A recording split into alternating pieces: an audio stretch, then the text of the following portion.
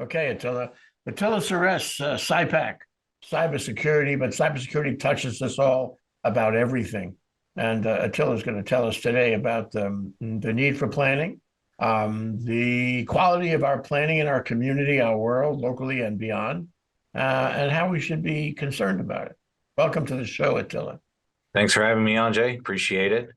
I think we're here to talk about the FAA, right? The Well, let's news talk from about last the week. FAA. That's what makes us think about planning. So let's review what happened with the FAA. Yeah, that's a good question. So we were on the phone last week with Homeland Security, and we do a group call. And he started off the call by saying, "Okay, let's talk about the elephant in the room. Uh, let's be clear. There is no evidence of cyber attack or malicious actors or any of that stuff with regards to the national outage with the FAA." And the so that's good. So that is good news for all of us. It means that their systems and their firewalls and everything that they've done to protect the infrastructure that air traffic control depends upon, that's safe. What's not safe is the ability for us to do something that in the technology world we call an oopsie. That's the technical term. And an oopsie means that we fat fingered a keyboard command or did something by accident that caused the problem, and that problem cascaded into catastrophic events. So it's usually the beginning of the domino in a chain. In this case with the FAA, what that meant is that there was an update to a database, and databases run the entire world. There's a reason that Oracle is valued so high, and there's a reason that you can't buy an Oracle product by going down to your local Best Buy. It's because Oracle runs the infrastructure that we all depend upon. That means banks, credit card companies, etc. And there's a database behind the FAA that keeps track of where the planes are, right? And if that database is off or corrupted or damaged in some way, air traffic control can't see where the planes are. Therefore, it's not safe to put planes up in the sky, right? I think that's a fair way to describe this problem. And during the course of an update, which is something that occurs all the time, it's security updates, it's software updates, and everything that goes behind that, there was an oopsie. There was a miscommand that corrupted the database. Database went offline, and when that occurred, air traffic control said, "Look, we can't put planes safely in the sky. We don't want to kill people, so they're grounded." And that was last Wednesday. It lasted most of the day. They tried to go back to previous database backups, and sure enough, that corruption was in the backups as well. So they had to do some manual stuff that they haven't really talked about yet to get things back up and running. But that oopsie is something it's not the first time, especially when it comes to transportation. There was an oopsie with the bus a couple of years back. There was a hard drive that failed on one of their servers. They had to take the server offline, and during that time, we had no bus service. Oopsie. Yeah, come on, yeah. How do you spell oopsie anyway? OOOPSIE, oopsie. Oopsie, yeah. It's something that we all experience. In fact, I have a personal story to share about that. So some years back, we were running a custom application. It was a switching platform, so it essentially controlled the telephone system network. And this was back in my work in California. So this was 20 plus years ago. And we had a database, and it didn't, because of the way that the software was engineered, it didn't support replication, multi-site replication, the way that most of these databases do these days. So we depended on hourly snapshot backups. And at some point, there was an update to the database. Database was marked suspect, and we had to rebuild everything, and based on backups and snapshots and everything else. Long story short, it's now 4:30 in the morning. We've gotten everything up and running. I'm so happy, very pleased. We had minimal outage. It was only a few hours, and it was in the middle of the night, but it was 4:30 in the morning, so I was a little tired.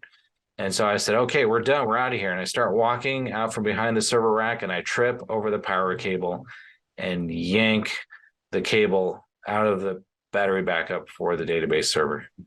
Turn back on the database server. Sure enough, the database is marked suspect again. spend the next 6 hours getting it back up and running. So I pulled an oopsie myself. I understand how it feels. It's not fun. Luckily, this was a long time ago, and it wasn't a national footprint. It was just regional outage.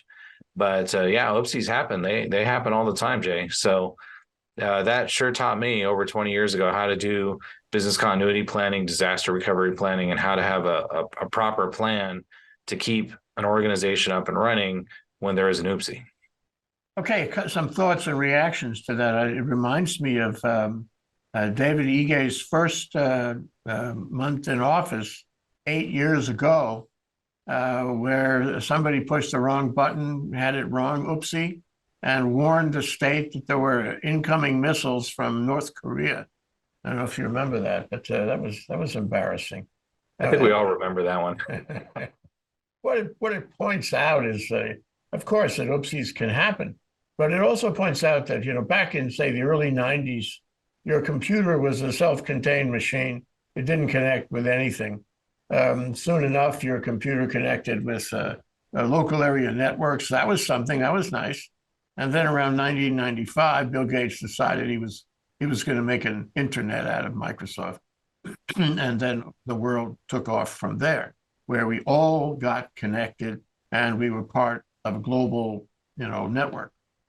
And that means interdependence, dependence, if you will, on much larger structures. So when you talk about the oopsie for the FAA, that's national. In fact, it's more than national, isn't it? Because it has implications worldwide, what happens with the FAA in terms of flight control. We live in a world of complete interdependence now. And if oopsies happen, the implications are enormous, just as they are in cybersecurity. The implications are enormous because we are so dependent on them. Furthermore, to go further with your point, I think the number of and the range and threat of threats to a given system, whether it be local or global, are greater. We have climate change in our hands. We have hacking and cybersecurity issues on our hands.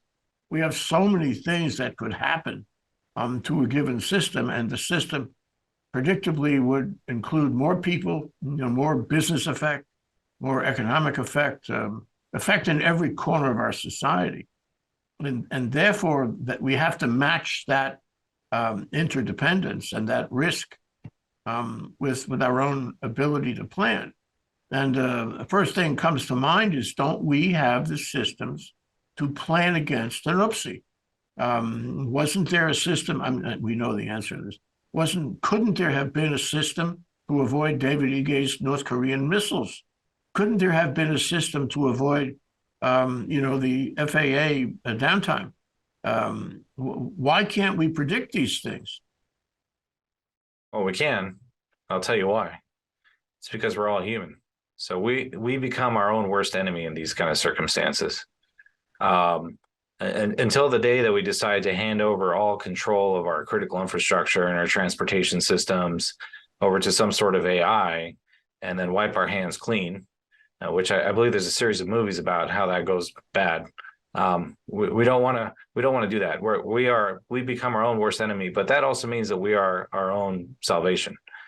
So by having realistic expectations about what we can do as human beings to keep our infrastructure alive, we can also plan for our shortcomings, right? There are certain times of day and certain days of the week that you just don't do updates, right? Like, let's say, for example, you want to do a major system overhaul of a company's network. Do you do that on a Friday afternoon? Not really. That's the worst time to do that, right? Everyone's tired. There's vendors that are, they're off for the weekend. No one wants to come in and help you. So you don't do those kind of things on a Friday afternoon. Everyone who's been in tech knows that. Let me stop you there. That's a good decision. That's based on human experience. It's based on our, experience in the world. Okay, but you could also relegate that decision to AI. You could say, give me a scan of the week and tell me, what the activity is on this system in the course of a week. Tell me the risks of doing it at one point during the week and the benefits of doing it on another point of the week, and tell me the best time, and make that dynamic. But, it'll change. Whatever is the case, it'll know which is the best time. Why don't we relegate that kind of decision to AI? Well, I'll tell you, because and we'll talk about this on our next show about AI and ChatGPT and how that all works. Even ChatGPT, the best it has is what, 20-25% good advice. Now, here's the important part about AI. AI does not give you information. AI is meant to give you advice. There's a big distinction between the two. So if we do run this through an AI algorithm, it's going to say, well, based on the information, this is the advice I want to give you. Just know that advice is only about 25% accurate. So it's not always going to be perfect. However, rolling back to our primary thing here, I don't like to give, bad news without giving some good news in terms of how we can solve these things. Proper business continuity planning, incident response planning, means that we're going to be better adept at handling bad things when they occur. So what's the distinction between continuity planning and what is the second term you used? Incident response, sure. Response planning, recovery planning, if you will. Sure. So incident response planning is typically a subset of a business continuity plan. And I'll give you an example of an incident response plan. So back in 9/11, it could be said that we did a wonderful job in responding to what occurred at the Twin Towers. Right, fire department, police, they all seemed to know what to do, but they had never really planned for a plane actually hitting the building. But they had planned for if there was a bomb, if the building was on fire, right? Other scenarios that were similar. And so they knew, okay, this is what we have to do. This is the priority in which we have to do them. And less lives were lost than would have happened otherwise. And the same could be true with incident response planning in your business. One common method that this is done, this is across the board, this is not necessarily cyber, is something called tabletop exercises, where the key decision makers sit around a table and they say, okay, this is our scenario. It's novel, it's new. We're going to simulate what we are going to do in this situation. We did some tabletops before COVID. It was pretty funny. We had a similar exercise which said, what if there was a biological outbreak which has occurred, or a chemical spill in the neighborhood, and we're forced to evacuate the building. And for the course of 3 weeks to a month, you're not allowed to enter your building. All your computers, everything is intact. How do you function as a business, right? And so that's where business continuity planning comes into place. And based on that, when COVID hit, the clients that we had run this similar exercise with, they were well prepared. They said, okay, we know exactly what to do. This is how the people are going to work from home. This is how we're going to socially distance, even though it was a completely different type of scenario, but they knew how to respond because of the response pattern. And we're smart enough to figure that out. So in the same way, business continuity, incident response planning is something that it's a thought exercise. It's a thought experiment. And that can save us huge amounts of pain and effort ahead of time. And I think I'm assuming that the FAA subcontractor that was involved in this database problem, I'm assuming that they trusted themselves to be able to do the work proficiently, but maybe they had not done the incident response planning, assuming that they had maybe would make a mistake along the way. So you always have to assume the human element. What happens if someone trips and falls and something happens? What happens when there's a bad actor that comes in and causes malicious intent? And the big one, and this is a really big one that no one plans for, but we've seen it firsthand, is insider threat. Insider threat is huge locally, Sabotage. here and everywhere. What's that? Sabotage. Sabotage, yes. And it's usually from trusted employees. And stories that I could share just briefly would include CPAs running away with money from the business. How does the business continue to survive from that? Like they'll physically leave the country, there's nothing to do. Insider threat, break-in. So they come back and they break in and they damage equipment or computers so that the business has trouble moving along that way. Theft of data and sold on the dark web, held for ransom or hostage. These are all real scenarios that occur here on island. And I'm not talking like off, 20 years ago. This is all recent events. And uh, as a business owner, what you can't do is usually you can't control it, but the only thing you can do is plan for it. And usually you're out the money, you're out the headache, you're out the problem. How do you control the reputation damage? We meet with clients regularly that are concerned about this. They say, look, we just see the headlines on the news. We don't know what to do. We're worried that it could happen to us because it happened to our neighbor or it happened to others in our industry. How do we prevent this from occurring? Okay, let me stop you there. So the tabletop sounds like a very important part of the planning process to identify the risks, the possibilities, the threats, and then go from there to figure out what you do to harden yourself against that. But I think there's newspaper articles. There are stories of other companies that have had remarkable experiences, ridiculous experiences. And that has to be factored in. So you bring your management together, across the tabletop, and you say, what are you worried about? That's one question. But the other question is, what are others worried about? What has happened in New York, Chicago, LA, that will inform us on what the risks are? And those guys at the tabletop, they don't know. They can only read the paper. And so there should be, and maybe there is, a database of these other events that have taken place. And those events must also be considered at the tabletop, right? I wish it were true, Jay. So I can tell you this, when there's an incident, only about 20% of incidents are reported. That's usually to law enforcement, FBI, et cetera. I don't know anyone who we've worked with who has been eager to share with the public the way that they were breached and the kind of problems that they overcame because of it. With hacking, aren't they obligated by law?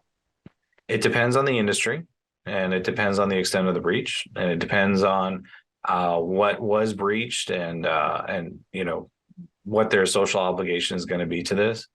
I can't speak to that because I'm not an attorney. I think maybe you would be better, but in general, most folks want to move on because they have a business to run, they have employees to pay and clients to service, and they need to be back and operational as much as possible. And they want to put in safeguards so that this does not occur again.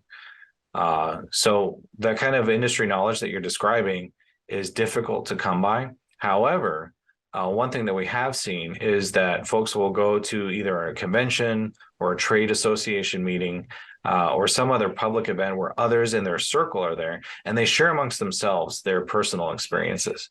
So this could be they go to, like, let's say, an energy forum, or we've even seen this with dentists. They get together in dental forums, and they come back from these dental trade shows, and they say, oh my gosh, I can't believe what happened to this other dentist in my industry or this other energy company in our industry. We don't want this to happen to us. Please help. And okay, well, I have an idea. More and more, when you see these commentators on the news channels, cable especially, you see credits to a company called Grabien, Grabien. And so when they want to have a couple of people, talking about something in Congress, for example, Grabien will sell them the footage. And I think that's very interesting. But you could also have the OMG library. That stands for, oh my gosh, the OMG library. And a guy like you, Attila, for example, or your staff would go around and you collect all these stories about the dentists and about what's reported in the print press. What has happened to make, in other places, other companies that are reported elsewhere, but your people at the tabletop, they don't know. It never happened with them. But so you could be there at the tabletop and you could say, ladies and gentlemen, let me show you the kinds of risks that have been reported in the newspaper or elsewhere from my OMG company. And we should consider that. And I know I don't catch them all because not everybody reports, all the violations and the risks, but this is as complete a database of risks that you will find anywhere, and they have got to be considered. Wouldn't that be a viable approach to bringing in other risks? Well, I don't know about you, Jay, but the last time that anyone made any choices based on strictly data, uh, it's pretty few and far between. So sometimes throwing more data at a scenario doesn't necessarily help us. I mean, it can help in influencing the decision, but they're not going to ultimately make that decision. This is why those kind of in person or seeing other news that comes out regarding a specific incident that's relatable to their industry. So, for example, there was a national company that's a PEO. They're a employer, and they were recently breached, and the attack pattern and how they were able to get inside their customer data and create that kind of problem for them, that was very influential in in other PEOs making adjustments here. Same thing. There was a recent one about a financial planning, or I'm sorry, an outsourced accounting firm. They were they're on the mainland, so they're in California. But that outsourced accounting firm, they were breached, and we could see over the course of 6 months how their reputation was damaged, and their clients one by one left them. And at the end of 6 months, they had to sell all their equipment, their desks and computers at a fire sale because they had no more clients left. That kind of reputation damage and seeing that pattern of what occurred because they couldn't recover from this. These are all stories that we can bring back to other outsourced accounting firms, and they can then benefit from seeing the cost of inaction, I guess is the best way to put it. Well, let's talk about costs for a minute. There was one company, it was a business company, it was a stock house in the Twin Towers that had done exactly what you said. And so after 9/11, they were able to continue to function. And it was to their credit, and they enjoyed a very positive reputation over that, because a lot of companies didn't have a shadow computer organization elsewhere, and they failed. They were over. They were smart, and they put the money in. So I have two questions about that. One is, where do you draw the line about putting the money in? Creating a shadow computer operation isn't cheap. Connecting people with all of the security issues with other computers elsewhere at homes they can operate, even when the head office goes down. This is expensive. And furthermore, last part of my question is the technology is changing all the time because of, call it cyber threats, whatever. So you have to update your shadow operation. You have to update your remote access with new hardware, new software. Where's the line? It can get very expensive, Attila. Yeah. So Jay, I agree with you. If we were if this was 2002, and it was very expensive to use the cloud or create a redundant network such as this, but the pandemic has really shown us that people can work remotely. Most things can be done in the cloud. Streaming video, like what we're using right now, is not unusual by any means. It's been around a long time, and it's a viable way for teams to work remotely. During the pandemic, in our particular business, it was we were already using the cloud. We were already using this stuff. There was no disruption at all with what we had to do. And I think a lot of other companies found that out pretty quickly too, that they don't really need desk phones on every desk and then someone sitting in a cubicle every day. And they don't need enormous offices, and just don't take my word for it. See what Salesforce did and Yahoo and a lot of these other really big tech companies on the mainland. They forfeited their office space. They didn't need it anymore.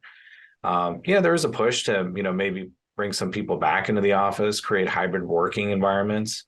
It's true that still has merit, but 100% back to the office, it's not as necessary as it used to be. And what you describe as a shadow organization, what they did, that was very smart of them to create some redundancy within their infrastructure. And I encourage everyone to think in that way, especially if you're going to be doing business with any sort of critical infrastructure, federal, state contracts, et cetera. This is going to not only be preferred, but a requirement. You won't be able to continue participating in these kind of jobs if you don't have redundancy, if you don't have tabletop exercises, you don't have basic security safeguards in place. and some basic good habits. A lot of these tabletops, when we talk about, how to get through things, we talk about email being breached. Well, how did the email get breached? Well, it's because I used my password that I used for my LinkedIn, and that LinkedIn account was compromised and during a breach 5 years ago, and I never changed the password. Really, guys, bad cyber hygiene is going to be responsible for your own downfall. Like I said in the beginning, you are your own worst enemy, right? So that also means that you can also be your best friend. You can do something about this with proper cyber hygiene, not just not just in your organization, but individually. So this comes from proper training, being able to identify problems. So, right, remember I talked to you about password reuse. That's a boring one. How do you identify insider threat? There's a standard way to do it. It's well studied. You can figure out when an employee is headed down that path and catch them early and turn them around before they become a detriment to the business. So two things come out of that. One is it seems to me that instead of having all this virtual connection to a headquarters, why not just dispense with the headquarters and have the company deal on a sort of neural basis, where you're connected by virtual all the time for everything, and then you put your effort into making that as safe as possible, as renewable, as hardened and resilient as possible. But you don't care about having an office in an expensive downtown location. You make this company completely virtual in the world. I mean, it's going that way anyway, isn't it? Yeah, this is the new workplace. I mean, I remember, we used to do these shows out of a studio on downtown, and last time I was in downtown, I saw a lot of empty offices, and so that's an indicator that most companies have figured this out. If not, they've greatly downscaled the amount of physical footprint that they need, and it's only for specific industries. But our economy is based on knowledge work. The U.S. we're not big on manufacturing. This is why a lot of this is overseas. We're knowledge workers, and knowledge work can be done remotely in the cloud, from home, from remote workspaces. Maybe it works for everyone. Personally, it doesn't work for me. I still need an office. I need to get away. I like to keep that separation. And that's just my personal preference. But for many your folks, office can be smaller. Yeah, it can be smaller. We don't need that kind of huge footprint like we used to. And that's okay. It's based on personality type. Just know that the majority of work, though, and even though whether we're here or not, I mean, I can pick up my laptop and work from anywhere, as can many engineering firms and professional services firms. You don't need that kind of stuff like you used to. So in terms of, the plan for, dealing with the incident, the plan for recovering from the incident, those plans presumably have changed in the past, say 3 years, because the phenomena, the dynamic you described that we are talking about, has been quite pronounced over the time of COVID. We learned about virtual connection. We learned how to do this, and they learned. Zoom put in. Remember this? Zoom put in all kinds of security functionality in their product because there were problems. And now Zoom is a lot safer than it was. I don't know if it's completely safe, but it's a lot safer. And so, I guess, what I'm saying is we're there. We've crossed the bridge, and the plans would be different today. Somebody made a plan back when, say, in 2015. That plan would not be relevant right now. The company would have changed under them. No? Well, once again, going back to what you mentioned about Zoom, right? Why was it that there were so many Zoom bombings? Well, it's because folks weren't protecting their meetings with a 4-digit PIN, right? So we're back to user behavior. It's not that Zoom by itself was insecure. It was user behavior that did it. Tons of people have made this mass migration at the beginning of COVID to 365 and Google Workspace. However, 365, which is Microsoft's platform, right? By default, they have a lot of things open. because they want folks to come onto their platform very easily. And the consequence of that is that, folks would jump onto this platform, they start using it, not realizing that their data was free and open for anyone to read. So there is, if anyone who's watching uses Microsoft 365, well, make sure to check your Microsoft Secure Score. It will tell you what vulnerabilities are inside of your platform and how to remedy them. Most people don't do this, right? So that Secure Score is super important. Google also has, folks are just sharing files left and right and don't realize that maybe they leave files open for sharing for contractors that no longer need to have access to it. These kind of problems exist, and there's tools built inside the platforms that show you, hey, here are the things that you have open. Go ahead and close that up, please. Bad cyber hygiene is going to lead to problems.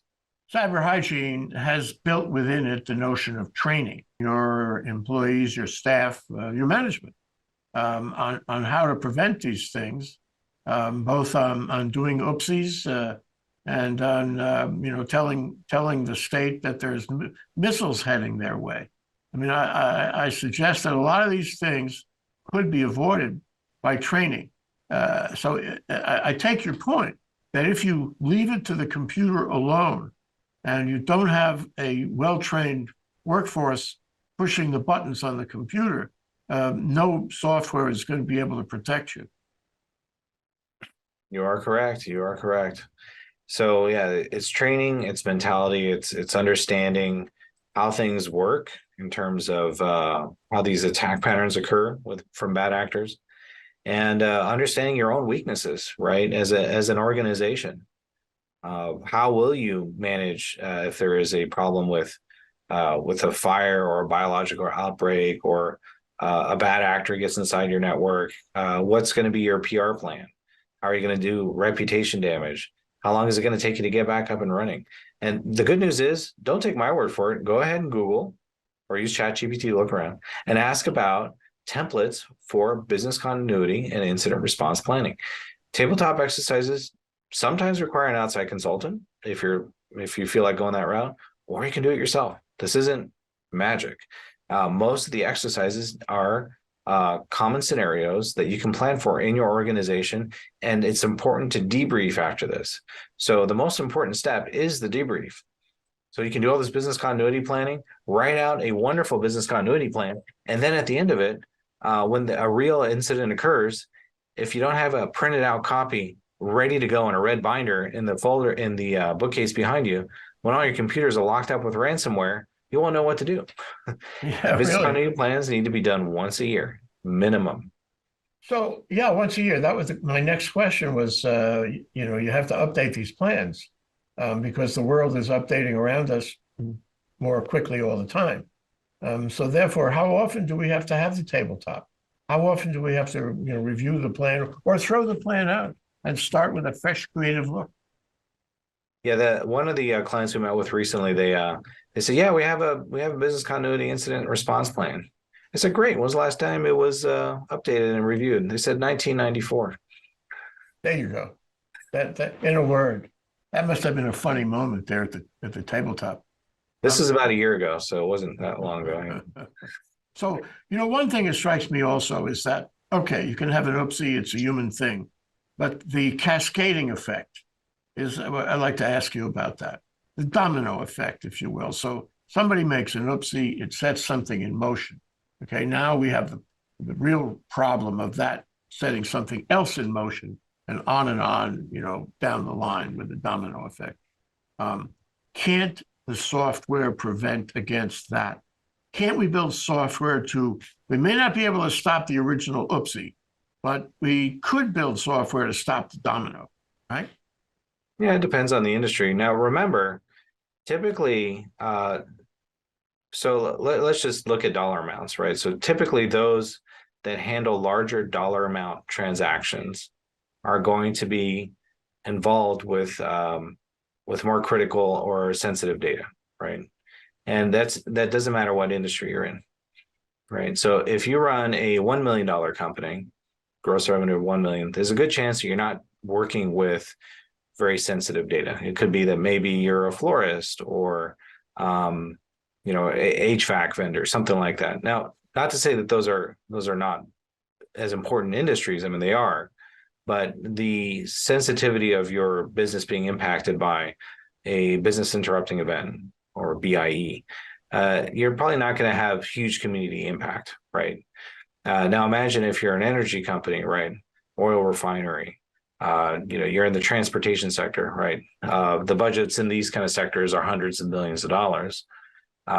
Controlling that kind of cascading effect is going to be critical. And in our experience with working with critical infrastructure, when a bad actor is inside the network, they're not going to shut it down. They want to watch. They want to see what happens. And they will typically take safeguards to prevent that organization from coming back online very quickly. So it's particularly important to do those kind of planning exercises and to have appropriate types of detection mechanisms in place that are going to find those kind of issues before they become a real problem. Let me give you an example. There's a list of, I believe the 289 list, that has a list of vendors that come from China. And one of them is, for example, Hikvision. They're a DVR camera system. They're probably one of the largest in the world. And they have been known on networks to send traffic back to their country of origin, which is China. And that kind of activity is not permitted for anyone who's working on federal contracts. And anyone who's in the private sector would right away recognize that as being a problem, right? They don't want their camera feed and video feed being sent back to the Chinese government for surveillance purposes. So these kind of things you can detect with the appropriate tools in a critical infrastructure environment well in advance of a threat. So there are special tools that are used for this. And they're once again, not tools you're going to see on the Best Buy shelves. These are critical infrastructure tools that detect these things in advance so you can stop this from happening. Well, there's got to be a combination of things that you have at the ready, to prevent your company from failing after an attack or a phenomenon that is likely to bring it down. But one thing we haven't talked about, my last question, because we got to go soon, is insurance. I can see approaching the risk manager of the company. Maybe he's there at the tabletop. And he says, yeah, but we can go out and place insurance on this. We can cover the risk. Let's not worry about it. Let's just get a policy. Where does that play?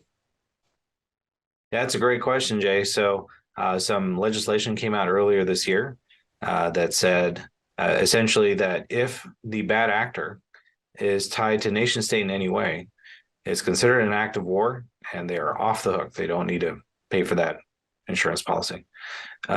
There's also some additional caveats in there that we've seen over the past year where in order to renew your cyber policy, there are certain safeguards that need to be in place.